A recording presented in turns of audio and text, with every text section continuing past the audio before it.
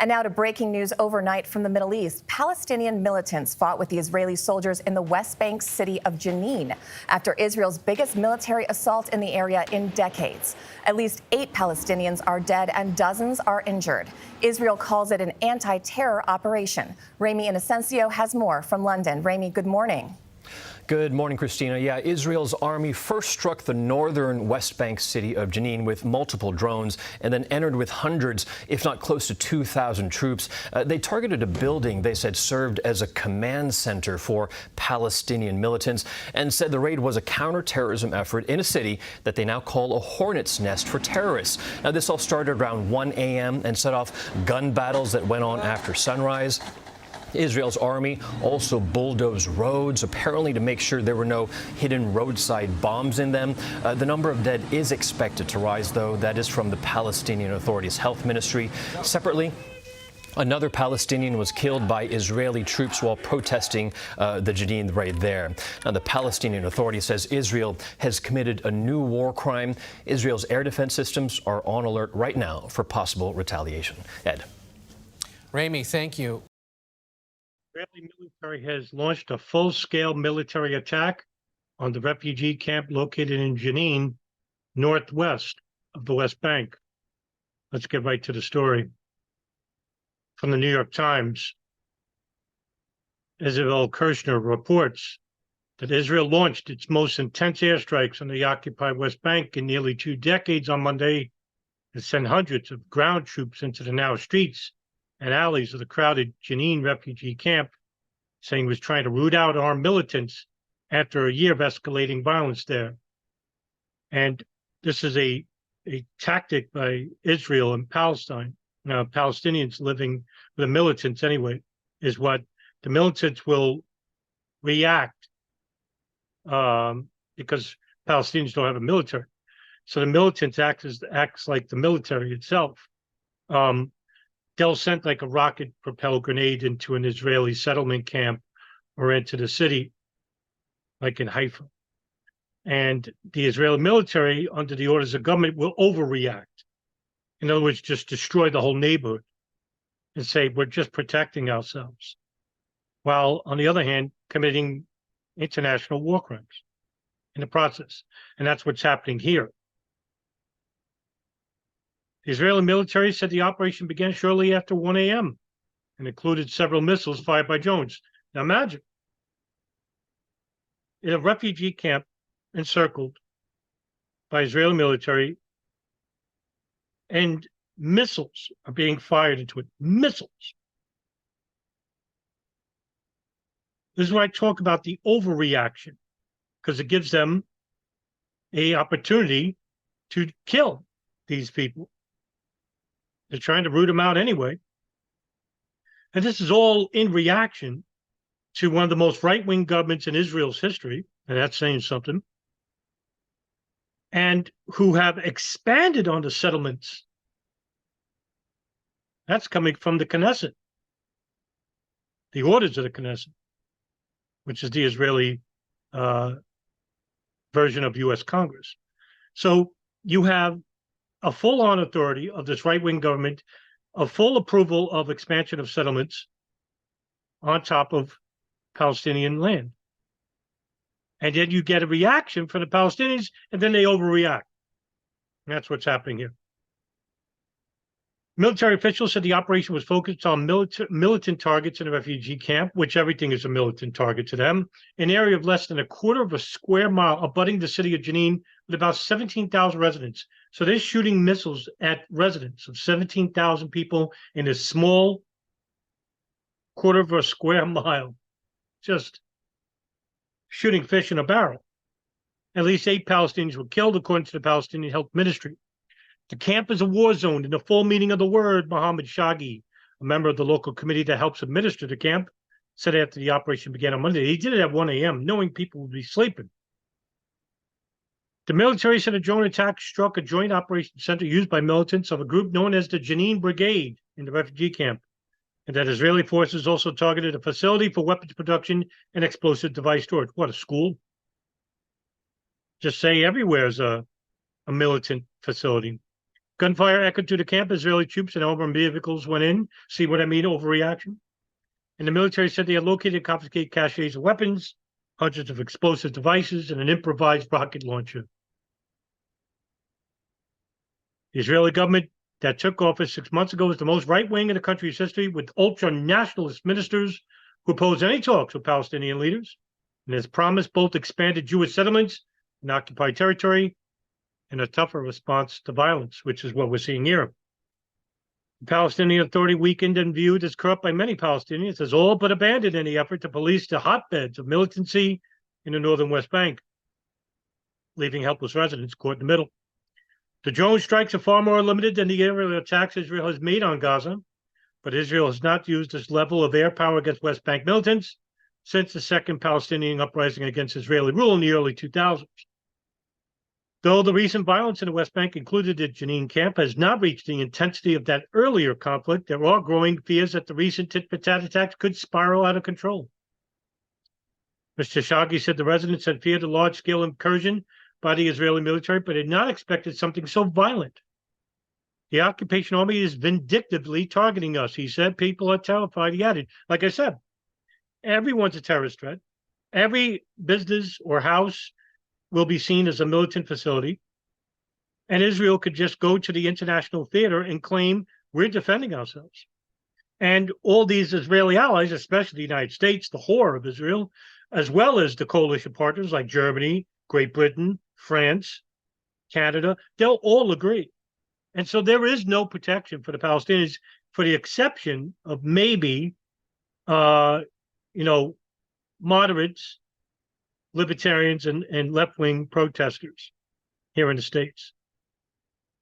And they all have different reasonings as to why they're calling out against this grave international war crime. And since Israel is not part of the international criminal courts, they can't be held liable for what they're doing right now. Neither are the United States. And you wonder why they're not co-signers of the Rome statutes, because they don't have to be held responsible for the wars that they commit, or the crimes, the domestic crimes they commit. Residents of the camp will hold up in their homes, he said. People in Jenin received text messages from Israeli numbers telling them to stay inside. And militants received texts telling them to give themselves up, according to Israeli officials. Israeli troops and militants who had barricaded themselves in a mosque exchanged gunfire. There was a long standoff that ended with some of the militants being arrested and others escaping. The Israeli military said its forces, acting on intelligence, located in the underground level of the mosque 2 pits that contained more explosive devices, weapons, and other military equipment against, air power, tanks, a coordinated military. This is nothing. Like I said, the Palestinians don't have a standing military. There's no way to defend against the Israeli army. No way. Saudi Arabia is not doing it. Bahrain's not doing it. United Arab Emirates is not doing it. Iran is sending over weapons to the Palestinian Islamic Jihad, Hamas.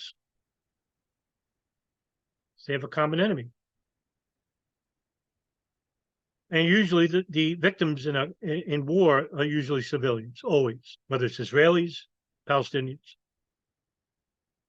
It's the governments and the militants who don't care about the civilians. They both enact on violence. It's the only language they speak. But Israel, their government, actually pressures other governments and infiltrates those governments with their major league influence by sending lobbyists to persuade governments to basically act as a forcible instigator into this conflict, or ignore it altogether. Don't get involved. It's our problem. We'll take care of it. Palestinian news outlets report that hundreds or thousands of people have fled the Jenin camp. Where are they going to go? Tensions have escalated in the area recently, with local Palestinian militants waging a series of attacks against Israelis and extremist Jewish settlers, rampaging through Palestinian villages and setting fire to property. See, that's another thing, too.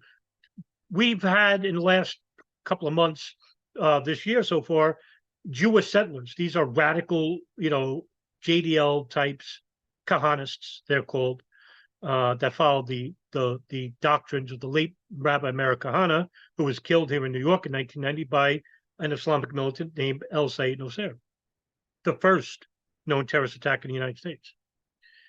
And these people, they believe that the Mashiach will come when the third temple is built and enslave all the Gentiles of the world. In fact, every Jew will have 500 Gentile slaves.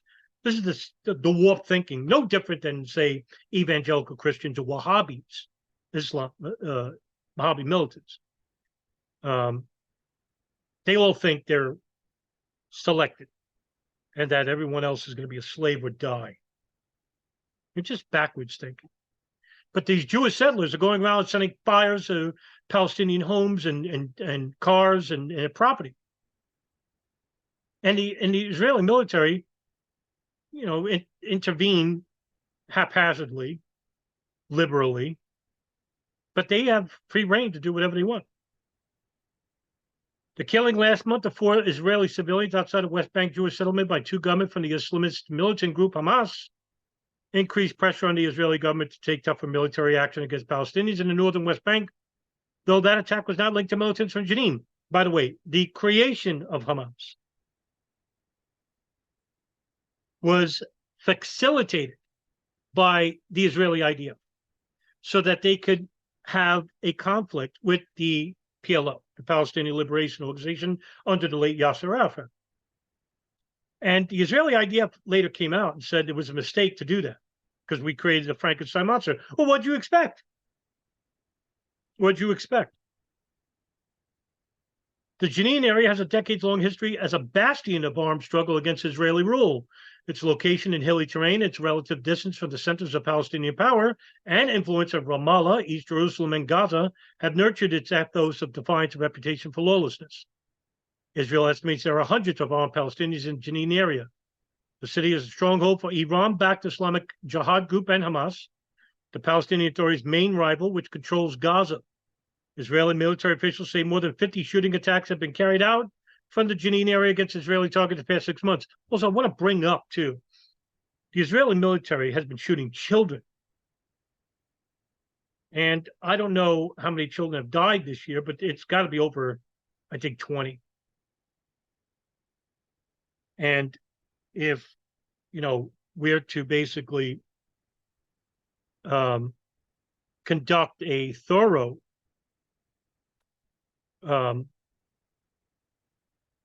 story on this, I would say that Israeli children killed in Israel. Let's just see. What do we got? I mean, just recently they killed a toddler. So far, 28, according to Haaretz, which is a liberal Israeli publication. 28. Anywhere else, this would be huge news. Here, the news is suppressed. Why? Come on. Do I need to wait, really? A reality check? There is going to be no outcry from the international European theater or from the United States at all. Maybe you'll have somebody in the Balkans, maybe. Russia, no. Ukraine, no. No, hardly anywhere. Except for the Shia, incidentally, ironically, from the Shia minority, speaking on behalf of the Sunni branch of Islam, which is what Palestinians are. A spokesman for the Israeli military, Lieutenant Colonel Richard Hecht, said the goal of the Israeli operation, I wouldn't be wrong using that word anyway, was to break the safe haven mindset of the refugee camp. In other words, break the camp. Break the camp. At least 19 people suspected of attacks on Israelis have found shelter there in recent months, according to the military. If you are expecting that the Palestinians are to just simply lay down, let the Israeli government, the most right-wing government in its history, use the military, use the local police, to enforce illegal tactics, taking over of homes, raising of land, and basically offer no resistance. Boy, do I got a bridge to sell you. There is resistance. And since the Palestinians don't have a military, they rely on these ghoulish groups like Hamas and Palestinian Islamic Jihad and the Jenin Brigade to basically conduct attacks.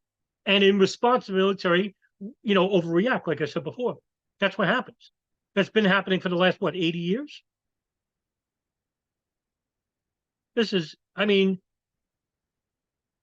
There has to be a breaking point. The Arab community, especially the Gulf, always these transparent declarations that we want Israel to do something. Well, why don't you basically, as a Muslim caliphate, a community, call out for a demand for justice from the international courts, intervene?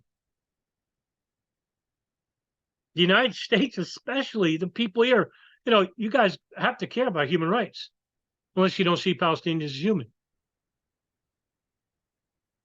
Israeli news media estimates that about 1,000 ground troops have entered Jenin. 1,000. The spokesman for the Palestinian presidency, Nabil Abu Ramida, denounced the Israeli assault on Jenin as a new war crime against our defenseless people, according to Wafa, the official Palestinian news agency. Our Palestinian people will not kneel. We will not surrender. We will not raise the white flag and will remain steadfast on their land in the face of this brutal aggression, he said. The Palestinian Health Ministry said, in addition to at least 8 Palestinians killed, about 50 were wounded, 10 of them gravely. A militant group loosely affiliated with Fatah, the mainstream Palestinian faction that dominates the Palestinian Authority, claimed one of the dead as a member. There were no immediate word on the affiliations of the others.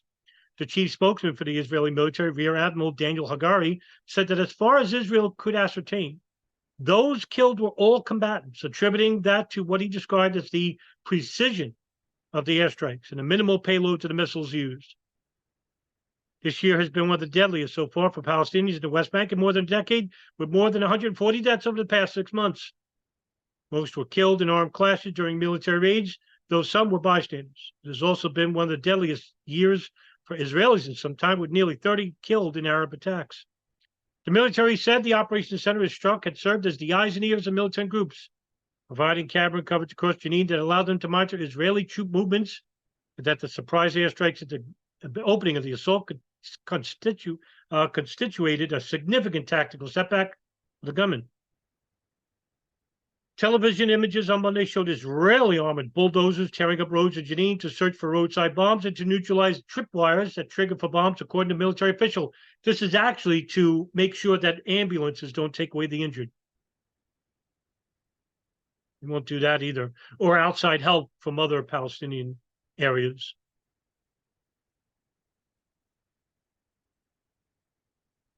This is to make sure that no help arrives. The airstrikes were the most intense since the Second Intifada, or Palestinian uprising, from 2000 to 2005, which brought suicide bombings in Israeli cities and Israeli reinvasion of Palestinian cities that left about 3,000 Palestinians and more than 1,000 Israelis dead, deeply traumatizing both societies. Israeli officials said early Monday that they had been in contact with representatives of the Palestinian Authority, the body created in the mid-1990s to exercise limited self-rule in parts of the West Bank. They were also in contact with authorities in neighboring Jordan. Analysts say the absence of Palestinian Authority security forces in West Bank militant centers suggests that these forces may have lost control and left a power vacuum. The operation on Monday appears to have broad political support in Israel, as the opposition leader, the centrist Yair Lapid, voiced his backing for it. That's why with even the liberal groups like the Labor Party, they're not going to basically say, we're against what's happening here.